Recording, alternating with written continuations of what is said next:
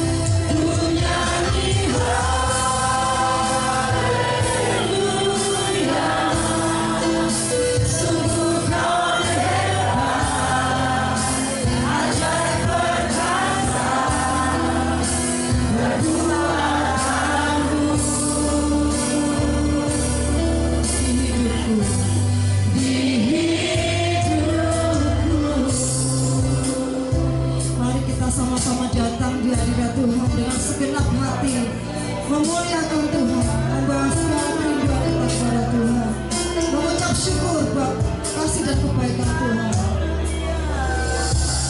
Bapakku datang, kami mau menyembah-Mu Tuhan, menyembah-Mu di sini. Ku percaya ada bagiku, ada bagiku. Sekali lagi katakan Bapakku datang. Bapakku datang. Ini kami Tuhan, anak-anak-Mu yang datang membahas kerinduan kami kepada Yesus. Oh Yesus. Ku percaya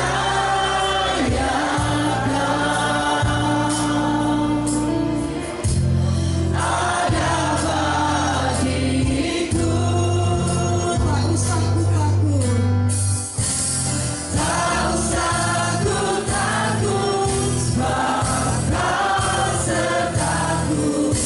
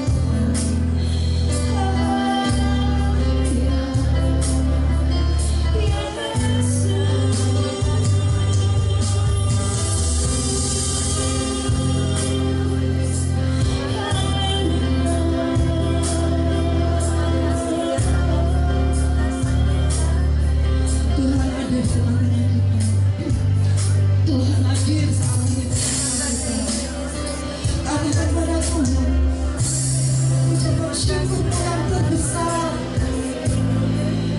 Oh, haleluya Yesus. Tanggalkan semua bebanmu, tanggalkan semua masalahmu. Biar pagi hari ini kita mau fokus datang menghadap Tuhan. Kita mau menyembah Tuhan. Kita mau masuk lebih lagi dalam hadirat Tuhan.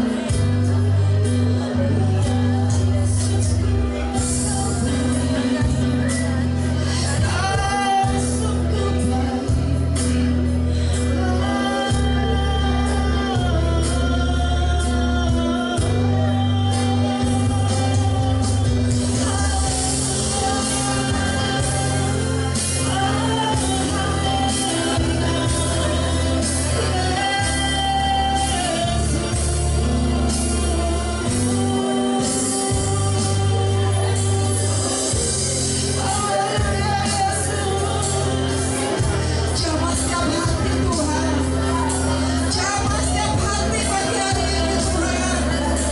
Haleluya, biar kuasa-Mu Tuhan, kuasa-Mu menjamah setiap hati kami Tuhan.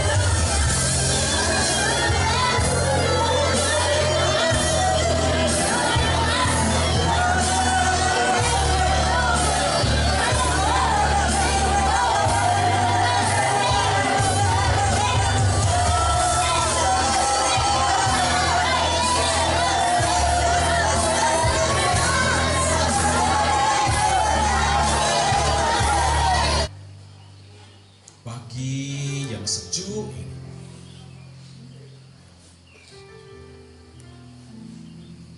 Tuhan menetapkan setiap kita yang ada di tempat ini. Dari semulanya, sebelum kita keluar dari rahim ibu kita,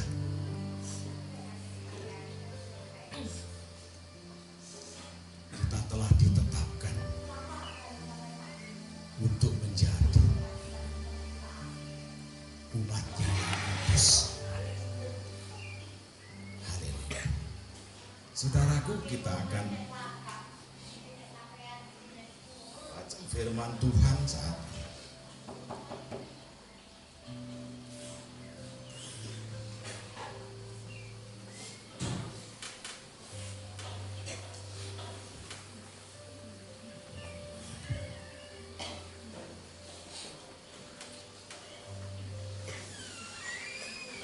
Kita akan buka bersama dan Kita akan baca, kita dengarkan sapaan firman Tuhan pada pagi yang indah dan sejuk di tempat yang disediakan oleh Tuhan, di tempat yang indah dan sejuk. Kita akan baca dari surat Rasul Paulus kepada jemaatnya di Efesus.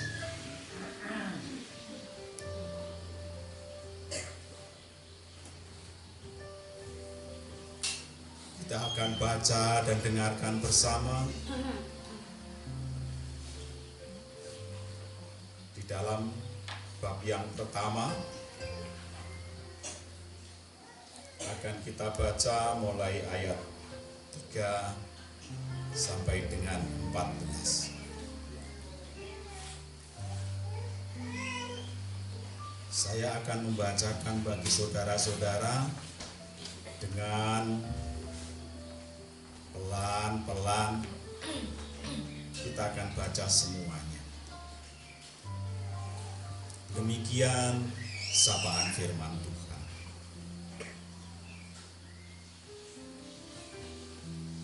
Kekayaan orang-orang yang terpilih.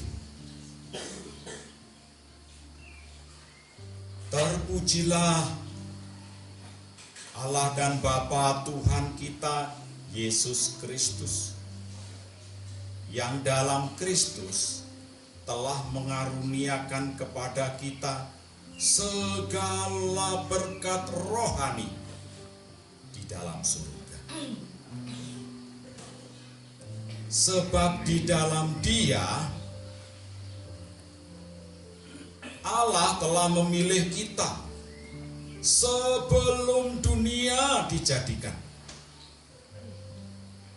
supaya kita kudus dan tak bercacat di hadapan-Nya.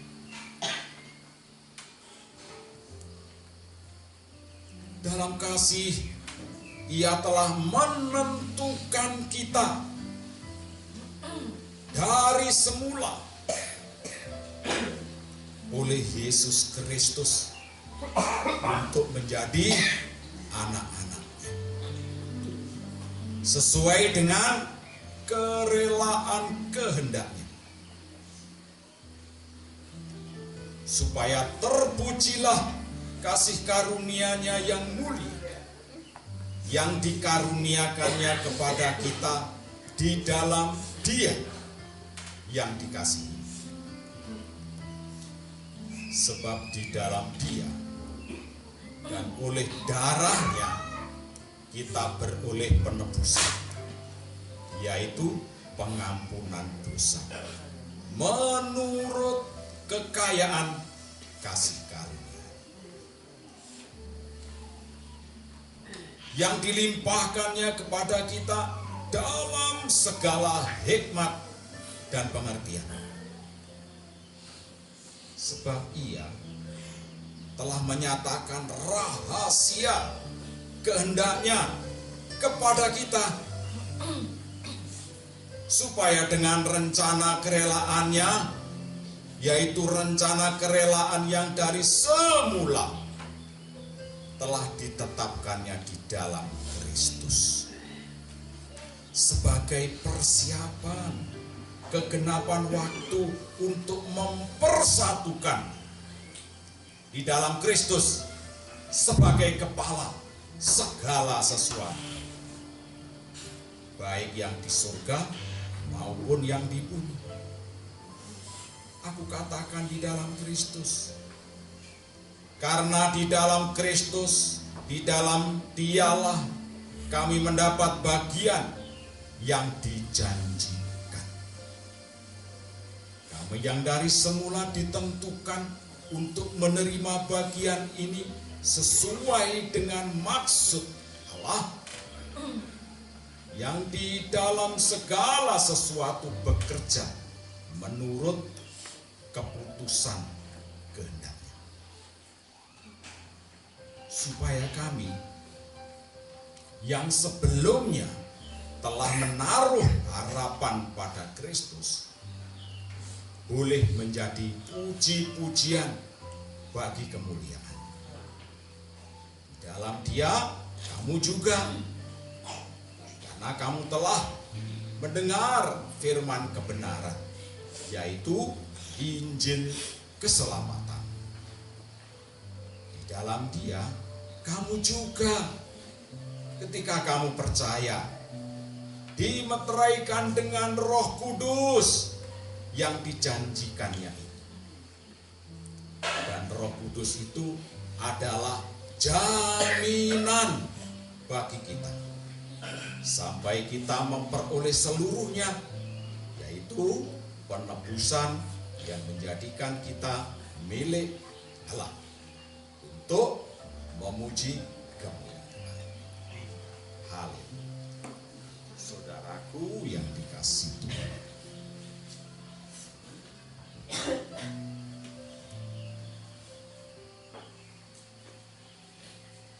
telah dikatakan bahwa dari semula, kalau begini dengar ya,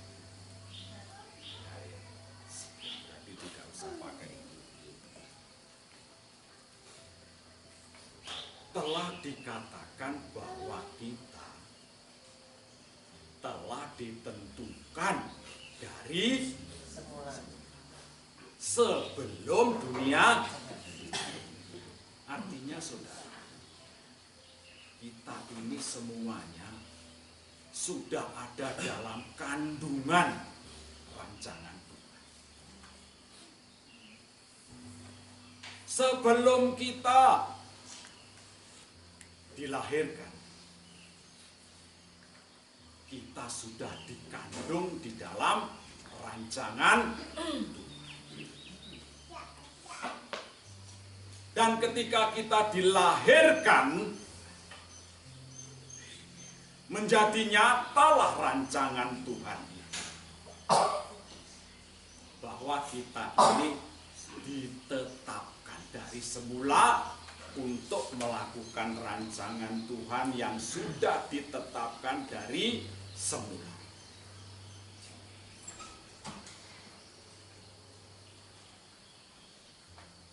Apa yang difirmankan Tuhan, apa yang telah diputuskan, ditentukan oleh Tuhan, tidak akan bisa satu kuasa pun yang dapat menggagalkan. Karena tidak ada satu firman Tuhan pun yang gagal. Segala rancangan Tuhan di dalam hidup umat-umat yang telah ditentukan dari semula untuk menjadi umatnya yang kudus, yang tidak bercacat di hadapannya, bagi kita semua itu pasti terlaksana. Amin, saudaraku. Tidak ada satu kuasa manapun yang dapat menggagalkan.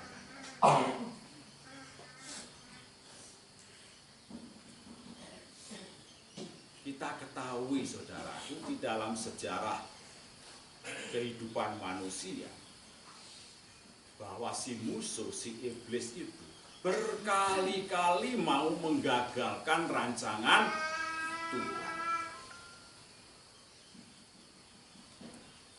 Tetapi rancangan Tuhan gak bisa digagalkan oleh musuh.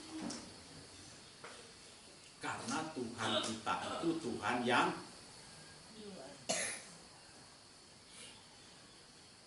supaya kita semuanya ini tahu bahwa Tuhan itu ajaib, Tuhan itu Elohim yang berkuasa, Elohim yang sanggup melepaskan umatnya dari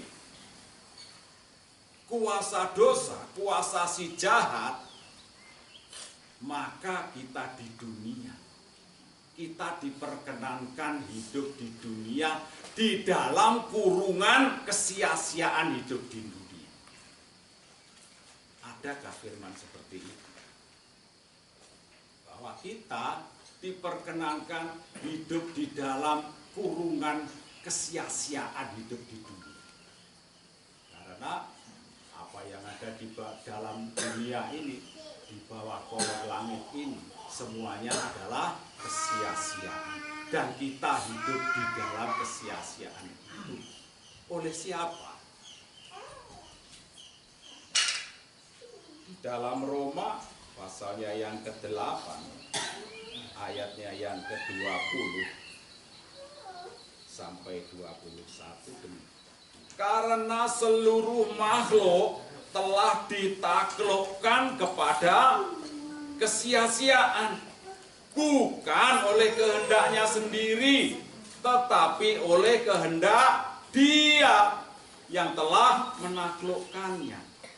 Tetapi dalam pengharapan, karena makhluk itu sendiri juga akan dimerdekakan dari perbudakan kebinasaan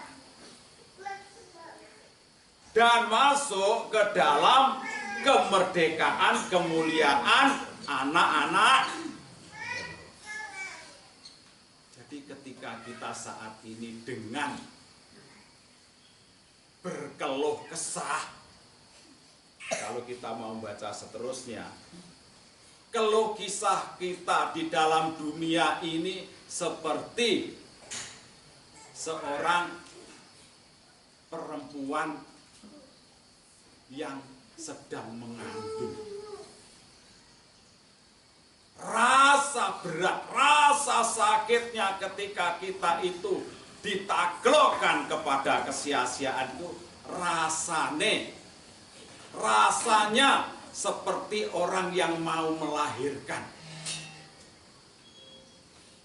Kalau saya nggak ngerasa nih, rasanya orang yang mau melahirkan, saya karena nggak pernah melahirkan. Tapi kalau ibu-ibu tahu ya, rasanya orang yang mau melahirkan itu seperti apa?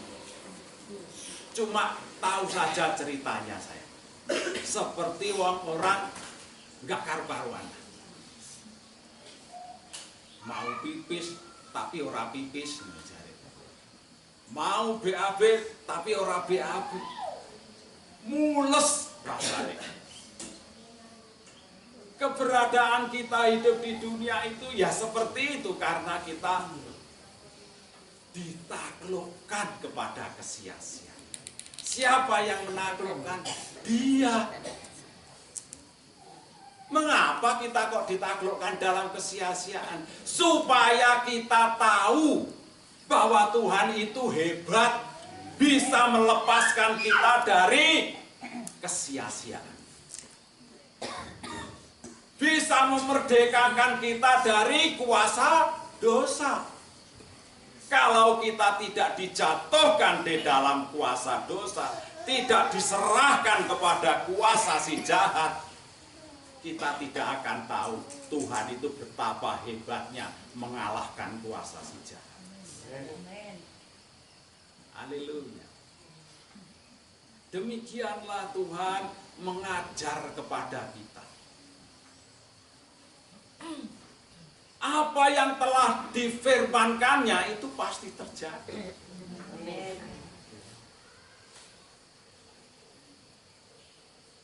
Jadi kalau kita sekarang ini ditaklukkan kepada kesia-siaan seperti orang yang mau melahirkan, betapa beratnya, betapa susahnya hidup di tengah-tengah serigala dunia ini, di tengah-tengah kuasa si jahat dunia ini.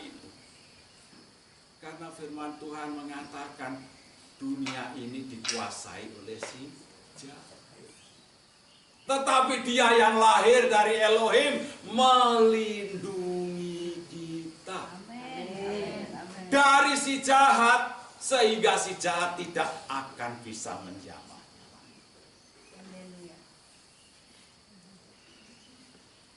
Itu ketentuan saudara. Dan selanjutnya, ketika kita mampu berbuat baik, menjadi berkat, apakah itu kekuatan kita? Apa itu kemampuan kita? Mari kita baca firman-Nya yang menjelaskan. Selanjutnya tadi seperti di dalam Efesus 2 ayat yang ke-10. Efesus 2 ayat yang ke-10. Karena kita ini buatan Elohim, diciptakan dalam Kristus Yesus untuk melakukan pekerjaan baik yang disiapkan Elohim sebelumnya. Ia mau supaya kita hidup di dalamnya. Saudaraku, ini ketentuan daripada Tuhan. Kalau kita mampu menjadi berkat orang lain, itu pekerjaan baik yang sudah disiapkan oleh Tuhan sebelumnya bagi kita yang dipilihnya, yang ditentukan. Sehingga kita yang ditentukan untuk menjadi umat yang kudus itu melakukan perbuatan baik yang sudah disiapkan dari semulanya juga. Jadi ada yang di birokrasi kemarin, Pak Yunus menjadi berkat-berkat bagi banyak-banyak gereja. Itu pekerjaan Tuhan di dalam Pak Yunus menjadi berkat. Sudah ditentukan dari Ibu ada jadi ketua sinode di sini. Perbuatan baik yang sudah ditentukan dari semua. Mengapa demikian? Supaya kita tahu, supaya kita tidak memegahkan diri. Wong ternyata perbuatan baik yang sudah kita lakukan itu sudah ditentukan dari semua. Dipersiapkan Tuhan bagi kita semuanya masing-masing sesuai karunia masing-masing. Itu bukan karena kekuatan, kehebatan kita manusia. Itu penggenapan rancangan Tuhan di dalam hidup saudara-saudara dan saya. Ketika kita dipilih, dipakai Tuhan untuk menjadi hambanya, menggembalakan jemaat-jemaatnya, milik kepunyaannya, itu perbuatan baik yang sudah ditentukan Tuhan dari semula. Bukan karena kita hebat, bukan karena kita jenius, bukan karena kita kuat. Kalau kita diperlengkapi dengan karunia-karunia, itu juga karunia yang sudah dipersiapkan dari semula. Supaya hanya Tuhan saja yang dimuliakan. Supaya kita itu tidak mengambil kemuliaan Tuhan itu. Kemarin saya ingat Pak Yunus, supaya kita tidak mengambil kemuliaannya yang diberikan kepada. Jadi bukan kita, bukan pekerjaan kita yang menjadikan kita itu mulia, karena karunia yang ditetapkan bagi kita sejak semula. Kita menjadi barang-barang kemuliaannya. Karena Tuhan itu kudus, Tuhan itu mulia, tidak mungkin dimuliakan dengan bibir dunia yang penuh durjana ini. Tuhan ingin dipuji, dimuliakan dengan bibir yang mulia, yang kudus. Untuk itu Tuhan membuat kita semuanya ini menjadi umat yang kudus dan mulia. Seluruh anggota tubuh kita, seluruh bibir lidah kita dikuduskan oleh kuasa darah Yesus. Dengan pengorbanan Yesus, maka seluruh kekuasaan dunia yang dikuasai oleh si jahat dari mulanya itu telah rontok dari tubuh kita. Hilang kuasanya dari tubuh kita.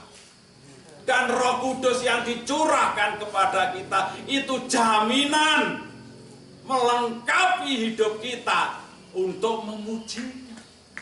Jadi kuasa Roh Kudus yang menguduskan hati kita itu menjadikan kita layak memuji Tuhan, memuliakan Tuhan, bukan dengan hati dan bibir durjana dari dunia ini.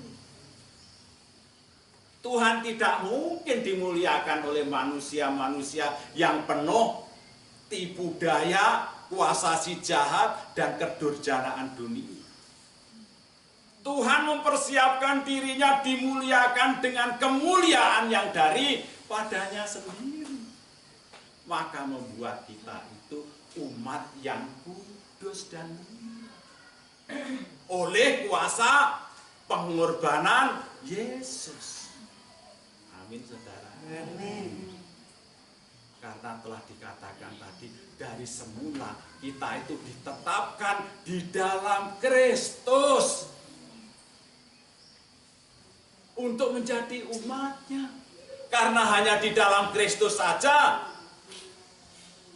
kita memperoleh kebenaran.